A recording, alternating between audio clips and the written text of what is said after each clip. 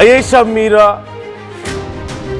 మిగిలినటువంటి భాగాలకి అవశేషాలకి అంత్యక్రియలు జరగబోతున్నాయి. నిందితులు ఎవరో తేలకుండానే ఈ కేసు పూర్తిగా ముగిసిపోయినట్లుగా కనిపించింది. అయేషా మీరా హత్య కేసులో సంచలన నిజాల్ని ఇప్పుడు ఆర్టీవీ మరికొన్నిటిని బయట పెట్టబోతోంది. ఆర్టీవీ చేతిలో సత్యంబాబు సిబిఐ విచారణ ఫోటేజ్ ఉంది. కేసులో తనని ఎలా ఇరికించారో 2019లో సిబిఐకి సత్యంబాబు చెప్పినటువంటి వివరాలను ఇప్పుడు ఆర్టీవీ బయట పెట్టబోతోంది. కూలి పనికి వెళ్ళిన చోట తన సెల్ ఫోన్ పోయిందని ఫిర్యాదు చేసేందుకు పోలీస్ స్టేషన్కి వెళ్తే అయేషా చనిపోయిన రోజు సాయంత్రం పోలీసులు తన చెప్పులు పక్కకు లాగేసి తనకి కొత్త చెప్పులు కొనిచ్చారని, తనకి సంబంధం లేదని చెప్పినా వినకుండా బలవంతంగా తన చెప్పులు తీసుకున్నారని, ఆ చెప్పుల్ని ఘటనా స్థలంలో పడేసి తనని కేసులో ఇరికించారంటూ సత్యంబాబు అంటున్నారు. తన తల్లిని చెల్లిని చంపుతామంటూ పోలీసులు బెదిరించారని, పోలీసుల బెదిరింపులతో భయపడి కేసు ఒప్పుకున్నానంటూ సత్యంబాబు చెప్తున్నారు. కంచికచర్ల సమీపంలో ఒక రిసార్ట్లో తనను చిత్రహింసలు పెట్టారని 2017లో సత్యంబాబును నిర్దోషిగా తేల్చింది హైకోర్టు. 2019లో సత్యంబాబును సిబిఐ అధికారులు విచారించారు. 2019లో సిబిఐ విచారణలో కీలక విషయాలు సత్యంబాబు చెప్పారు. మనం ఒక్కసారి అయేషా మీరా తల్లిదండ్రులతో మాట్లాడదాం. నా కొలీగ్ సచిన్ మనతో లైవ్లో సిద్ధంగా ఉన్నారు. సచిన్, మీరు అయేషా మీరా తల్లిదండ్రుల దగ్గర ఉన్నారు. ఒకసారి వాళ్ళ పరిస్థితి ఏంటి, అసలు ఇప్పుడు ఏం జరగబోతుంది నెక్స్ట్? తెనాలి ఉదయించింది, కానీ న్యాయం అస్తమించబోతోంది. ఉదయించిన ఈ సూర్యుడ సాక్షి రోజు న్యాయం అస్తమించింది అనడానికి తెనాలి ఇంకా పడుకుంటే సరిపోదు, నువ్వు లేవాలి, నువ్వు లేచి రాష్ట్రాన్ని లేపాలి, నువ్వు లేచి తెలుగు ప్రజలను లేపాలి, నువ్వు లేచి ఈరోజు ఈ భారతదేశాన్ని లేపాలి. ఆ తల్లిదండ్రులు ఒంటరిగా వెళ్తున్న విజువల్స్ మీకు చూపించే ప్రయత్నం జరుగుతోంది.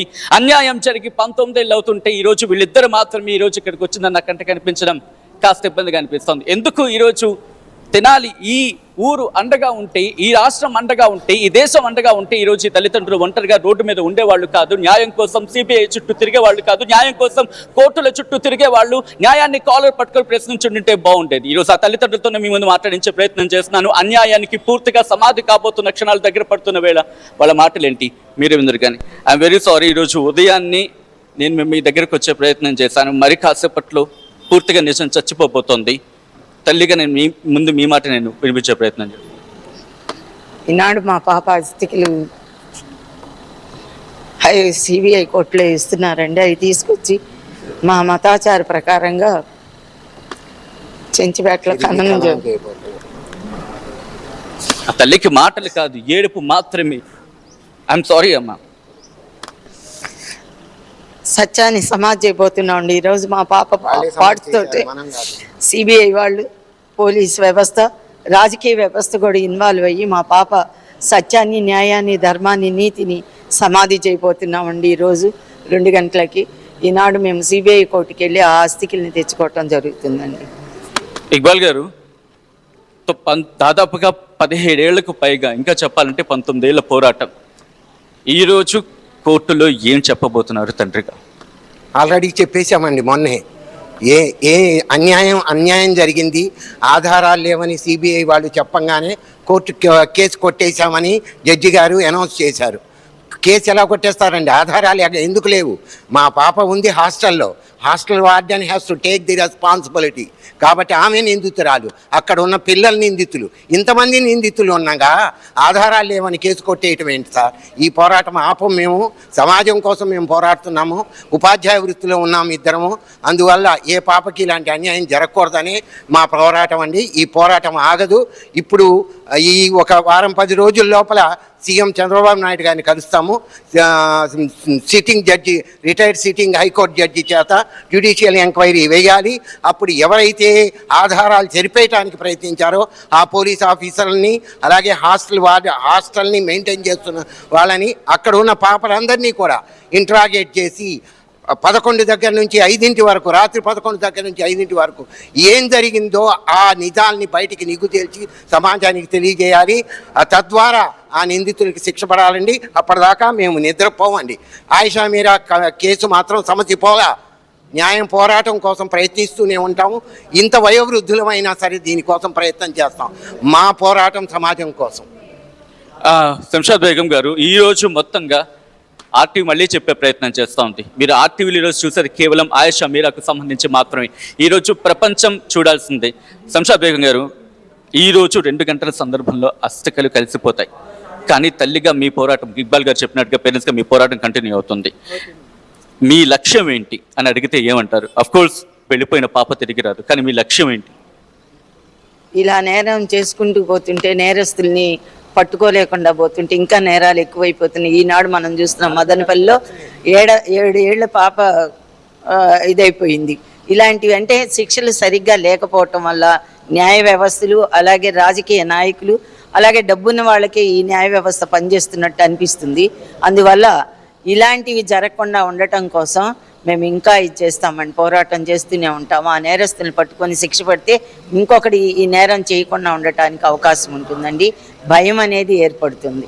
అలాంటి భయం లేకపోవటం వల్లే నేరాలు మళ్ళీ మళ్ళీ పెరిగిపోవటానికి కూడా కారణం అండి. ఒక తల్లిగా మీరు చాలా ఆధారాలు చెప్తున్నారు, కానీ సిబిఐకి ఏం చెప్తారు? ఎందుకంటే సిబిఐ అధికారులు you have to listen this, మీరు వినాల్సిందే. 1,000 కాదు, 4,000 కాదు, 5,000 మీ వైపు చూపిస్తున్నాయి. ఏం చెప్తారు వాళ్ళకి? సిబిఐ కూడా ఇదే చెప్తామండి. నేరస్తులు ఎవరో మాకు తెలుసు, ప్రపంచం మొత్తానికి తెలుసు, ఒక రాష్ట్రానికే కాదు భారతదేశం మొత్తానికి కూడా తెలుసు ఆ నేరస్తులు. ఆ నేరస్తుల్ని పట్టుకొని వాళ్ళకి శిక్ష వేసేదాకా కూడా మేము పోరాడుతూనే ఉంటామండి.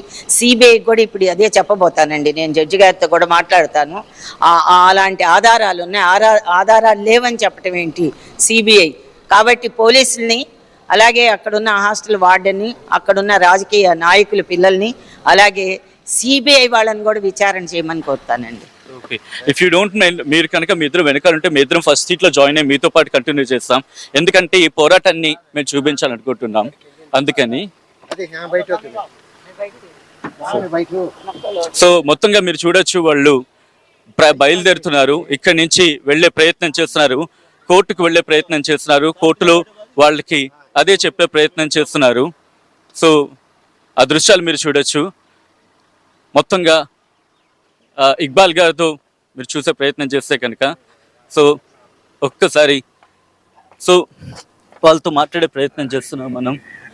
సార్, ఐఎమ్ వెరీ సారీ, మీతో పాటు ట్రావెల్ చేయాలని చెప్పి ఈరోజు ఆర్టీవీ అనుకుంది, ఎందుకంటే సత్యాన్ని చూపించే ప్రయత్నం చేస్తుంది కాబట్టి. సో ఇక్బాల్ గారు, కోర్టు ముందు ఈరోజు వాస్తవాలని చెప్పేటప్పుడు సిబిఐ దాచిన నిజాల గురించి కూడా మాట్లాడుకోవాలి. సిబిఐ ఇన్వెస్టిగేషన్లో ఎక్కడ లోపం పడింది అనుకోవాలంటే? సిబిఐకి అన్నీ తెలుసండి, కావాలని సిబిఐకి అన్నీ తెలుసు, కావాలని వాళ్ళు ఏ ప్రలోభాలకు లొంగారో తెలియదు, కానీ వాటన్నిటినీ కూడా పక్కకు నెట్టేసి ఆధారాలు లేవనే ఒకే ఒక్క మాటతో కేసు క్లోజ్ చేయించడానికి ప్రయత్నం జరిగింది అంతే. ఇంతవరకు సిబిఐ మాకు రికార్డు ఇవ్వలేదండి, రిపోర్ట్ ఇవ్వలేదు, అలాగే ఎఫ్ఐఆర్ కూడా మాకు రాయలేదండి. ఎఫ్ఐఆర్ కూడా మాకు మా చేత రాయించలేదు. ఓకే సార్, మాకు అవకాశం ఇవ్వండి, ప్రశాంతంగా వెళ్తాం మేము. కొంచెం రైట్ రైట్, అంటే ప్రశాంతంగానే వెళ్దాం సార్, అంటే వేరే డిస్కషన్ పెట్టుకోకుండా. అలాగే అలాగే, తప్పకుండా తప్పకుండా. విజయవాడ వెళ్ళిన తర్వాత అక్కడ మాట్లాడతాం. ఒక మంచి అంతవరకు నేను మా శంషాద్ గారితో మాట్లాడతాను ప్రశాంతంగా. ఇంకా ఎక్కువ సిబిఐ మాతో ఎఫ్ఐఆర్ రాయించుకోలేదండి. సిబిఐ అసలు రిపోర్ట్ మాకు ఇవ్వలేదు. వీళ్ళే కాదు, సిట్ వేసినటువంటి మా పాప ప్రాపర్టీని స్పాయిల్ చేసిన వాళ్ళు కూడా అక్కడ ఆ కోర్టులో కూడా రిపోర్ట్ ఇవ్వలేదు. అసలు దీన్ని బట్టి అర్థమవుతుందా మీకు ఇక్కడ వెనక ఎవరు ఉన్నారు అనేది? అంటే కాన్స్టిట్యూషన్, రాజ్యాంగం సామాన్య మానవులకు కూడా ఉపయోగపడే విధంగా డాక్టర్ అంబేద్కర్ గారు రాస్తే వీళ్ళు దాన్ని సర్వనాశనం చేసేసి రాజకీయ నాయకులకి, డబ్బున్న వాళ్ళకు మాత్రమే ఉపయోగపడే విధంగా దాన్ని మలుచుకోవటం జరిగిందండి. బాధితులు మేము 18 సంవత్సరాలు తిరగాలండి. వాళ్ళు నేరస్తులేమో చక్క కాలర్లు ఎగరేసుకొని తిరుగుతున్నారు, బాధితులేమో కోర్టు చుట్టూ, పోలీస్ స్టేషన్ల చుట్టూ, రాజకీయ నాయకుల చుట్టూ తిరగాల్సిన ఆవశ్యకత ఏర్పడింది. ఇప్పుడు ఎక్కడన్నా ఉందా? రాజ్యాంగంలో ఉందండి బాధితులను తిరగండి అని, నేరస్తులను వదిలేమని? ఎక్కడా లేదు కదా. కానీ మన రాజ్యాంగాన్ని ఆ విధంగా వీళ్ళు వాడుకుంటున్నారు. సిబిఐ వాళ్ళు చేసిన పని ఏంటంటే ఎఫ్ఐఆర్ రాయించుకోలేదు, అలాగే పోలీసులు ఎఫ్ఐఆర్ రాయించుకోలేదు. దానిలో పాప ఏజ్ 17 సంవత్సరాలు అయితే 19 సంవత్సరాలని రాసుకున్నారు. అంటే మైనర్ బాలిక అయితే వేరే విధంగా ఉంటుంది, మేజర్ అయితే వేరే విధంగా ఉంటుందని వాళ్ళు ముందుగానే ఆలోచించుకొని ఒక ప్రీ ప్లాన్డ్ ప్రకారంగా ఈ కేసు జరుగుతుందండి. అలాగే వార్డెన్ అసలు ఎక్కడన్నా మీరు చూసారా వార్డెన్ని అరెస్ట్ చేస్తాం? వార్డెన్ అరెస్ట్ చేయలేదు, అలాగే పిల్లల్ని అరెస్ట్ చేయలేదు. విచారించాలి కదా, ఫస్ట్ ఆఫ్ ఆల్ విచారించలేదు. అలాగే కింద పాప బాడీని తీసుకెళ్లిపోయిన తర్వాత పోస్ట్ మార్టం రిపోర్ట్ పంచనామా రాసుకున్నారు. అది ఎవరి చేత రాయించారు? బెదిరించి రెవెన్యూ డిపార్ట్మెంట్ అడిగింది. బాడీ లేకుండా మేమేలా రాస్తామంటే కాదు అని చెప్పి వాళ్ళని బెదిరించి నానా గోల చేసి వాళ్ళతో సంతకాలు మాత్రమే చేయించుకున్నారండి. అలా పోలీసులు చేశారు. సిబిఐ ఏం చేసిందండి, మా దగ్గరికి అసలు రాలేదు, ఎఫ్ఐఆర్ రాయించుకోలేదు. తర్వాత మాకు కొన్ని అనుమానాలు ఉన్నాయి, పాప బాడీ పార్ట్స్ కావాలి, మాకు రీపోస్ట్ మార్టం చేస్తామన్నారు. అంటే మేము మా మత పెద్దలను అడగాలండి, వన్స్ ఖననం చేసిన తర్వాత ఖురాన్ ప్రకారంగా ఎవరిని మళ్ళీ బాడీని బయటికి తీయకూడదు. ఆ సిబిఐ వాళ్ళు టేకప్ చేసేటానికి 13 సంవత్సరాలు పాప 13 సంవత్సరాల కేసు నడిచింది. ఆ తర్వాత ఏం చేశారు, ఇలా కాదు అని చెప్పి హైకోర్టు నుంచి అప్లికేషన్ పెట్టుకొని తీసుకొస్తే మేము సంతకాలు చేశాము, పర్మిషన్ 10 రోజుల్లో ఇస్తామని పాప బాడీ పార్ట్స్ మొత్తాన్ని తీసుకెళ్ళి ఇంకా అసలు మాట్లాడటలేదు. ఏంటయ్యా అని అంటే వాళ్ళకి ప్రొఫెసర్కి తీరిక లేదు, అది ఇది అని చెప్పుకుంటూ వచ్చారు. తర్వాత మేము గట్టిగా అడిగేటప్పటికి కేసు బైఫర్కేషన్ అయింది, మా చేతుల్లో లేదు అన్నారు. కేసు బైఫర్కేషన్ అవటం ఏంటంటే స్టేట్లు జిల్లాలు అవుతాయి, కానీ ఎక్కడ కేసులు కూడా బైఫర్కేషన్ అవుతాయనో మాకు ఇంతవరకు తెలియలా. సిబిఐ అంత దరిద్రంగా వర్క్ చేసింది అనమాట. 5 సంవత్సరాలు స్తబ్దతగా ఉంది, అసలు పట్టించుకోలేదు, ఏమీ లేదు. కానీ మేము గొడవ చేసాం, పోనీ పాప పార్ట్స్ అన్న ఇవ్వమని హైకోర్టుకి వెళ్తే సిబిఐ కోర్టుకు అన్నారు, సిబిఐ కోర్టుకి వెళ్తే హైకోర్టుకు అన్నారు. ఈ విధంగా చేసి చివరికి 7 సీల్డ్ కవర్లు తీసుకెళ్లి హైకోర్టులో అప్పచెప్పారు పాప బాడీ పార్ట్స్ని కూడా. మేము హైకోర్టులో అడిగితే మీరు తీసుకెళ్ళండి వాళ్ళని అడిగి అని అన్నారు.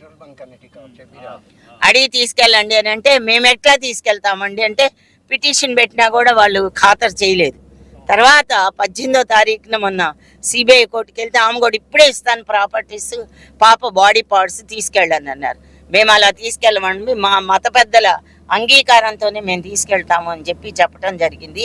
మీరు ఒక డేట్ నిర్ణయించుకొని చెప్పండి, నేను ఇస్తాను అని చెప్పి ఆమె స్పందించారు. అయితే కేసుని మాత్రం ప్రొటెస్ట్ పిటిషన్ వేసుకోండి అని చెప్పారు. ప్రొటెక్స్ట్ పిటిషన్ అంటే ఏంటండి, దానిలో సాక్ష్యాలన్నీ మనం తెచ్చుకోవాలి.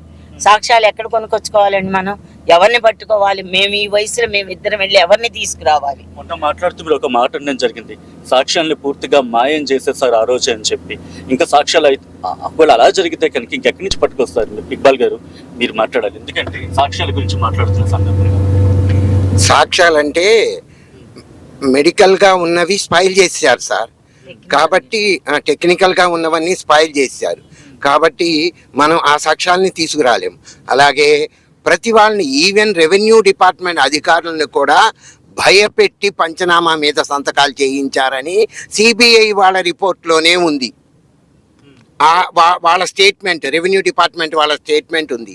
అలాంటప్పుడు ఎవరు వాళ్ళకి భయపడకుండా మా వెంట వచ్చి సాక్ష్యం చెప్తారు. కాబట్టి సాక్ష్యాలు కాదండి, ఆధారాలు ఉన్నాయి. నిందితులు అక్కడే ఉన్నారు. ఆ నిందితులు ఎవరు?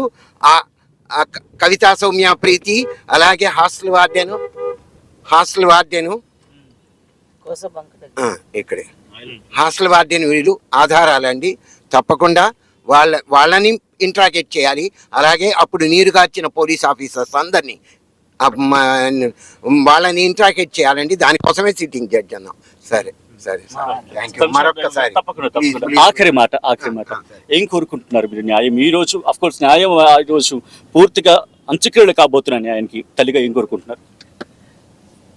నేరస్తుల్ని, దోషుల్ని పట్టుకొని శిక్షించాలని కోరుకుంటున్నాం అండి. థ్యాంక్ యూ సో మచ్ అండి. మొత్తంగా అయితే మాత్రం వాళ్ళు మళ్ళీ ఇప్పుడు ఆ తల్లిదండ్రులు వాళ్ళ కుటుంబంతో సైతం వెళ్ళే ప్రయత్నం చేస్తున్నారు. ఆర్టీవీ వాళ్ళతో పాటు వెళ్ళే ప్రయత్నం చేస్తోంది. అండ్ కుటుంబ సభ్యులందరూ కూడా ఇప్పుడు ఇక్కడికి చేరుకొని వాళ్ళు ఈ వెహికల్లో వెళ్ళబోతున్నారు.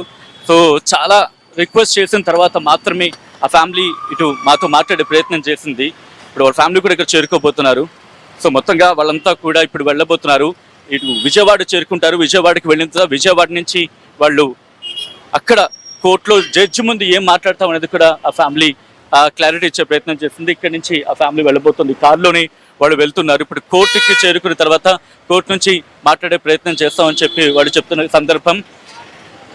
అబ్బుర్ అహ్మద్ సోషేగా ఆప్ ఏ జో ఫ్యామిలీ కా సాత్ తెలుగు మాట్లాడతారు కదండి, ఈ కుటుంబంతో వెళ్తున్నారు, ఈరోజు న్యాయం కోసం పోరాడుతున్నారు. బహుశా ఇది ఆఖరి పోరాటం. కోర్టుకు సంబంధించి మాట్లాడుకుంటే కనుక తల్లిదండ్రులది ఏమనిపిస్తోంది? న్యాయం జరగాలని కోరుకుంటున్నాం అందరూ. అనుకుంటున్నారా న్యాయం జరుగుతుందని? అయిపోయింది కదా, ఇంకా న్యాయం జరగడానికి ఏముందని చెప్పి మాట్లాడుకుంటున్నాం కదా. ఏదో ఉంది కదా లాస్ట్ ఉంది, నమ్ముతున్నారు, జరుగుతుంది అనుకుంటున్నారు. ఏ న్యాయం అండి? ఏ న్యాయం అంటే అసలు ఇప్పుడు వాళ్ళు దోషుల్ని ఎవరు ఇంతవరకు శిక్షించలేదు. అసలు జరిగింది వాస్తవాలు కనపడుతున్నాయి కదా, ఎవరు చేసింది ఎవరు, వాళ్ళ ఫలానా వాళ్ళు కావాలి కదా. అది అంత ఏమి లేకుండా కేసు కొట్టేయటం అనేది అది ఈ కుటుంబానికి అత్యంత సన్నిహితులా మీరు కనిపిస్తున్నారు. రాష్ట్ర ప్రజలకు ఏం చెప్తారు, ప్రభుత్వానికి ఏం చెప్తారు మీరు? ప్రభుత్వానికి రాష్ట్ర ప్రజలకి చెప్పేంత వాళ్ళు మేము కాదులే కానీ చెప్పాల్సిన సందర్భం. మా వరకు మేము న్యాయం కావాలి, మా అమ్మాయికి న్యాయం జరగాలి. దసాలు రైట్, ఆల్రెడీ లేట్ అవుతుంది అన్నారు కాబట్టి thank you so much Iqbal గారు అండ్ శంషాద్ బేగం గారు. ఫ్యామిలీ అంతా కలిసి వెళ్ళే ప్రయత్నం చేస్తుంది. వాళ్ళు ఒకటే కోరుకుంటున్నారు, మేము వెళుతున్న సందర్భం కుటుంబంతో కలిసి వెళ్ళే ప్రయత్నం చేస్తున్నామని చెప్పి వెహికల్ ని ఫాలో చేసే ప్రయత్నం చేస్తుంది. ఆర్టీవీ విజువల్స్ మీరు చూస్తున్నారు ఆర్టీవీ స్క్రీన్ మీద. ప్రస్తుతం ఆ కుటుంబం బయలుదేరింది.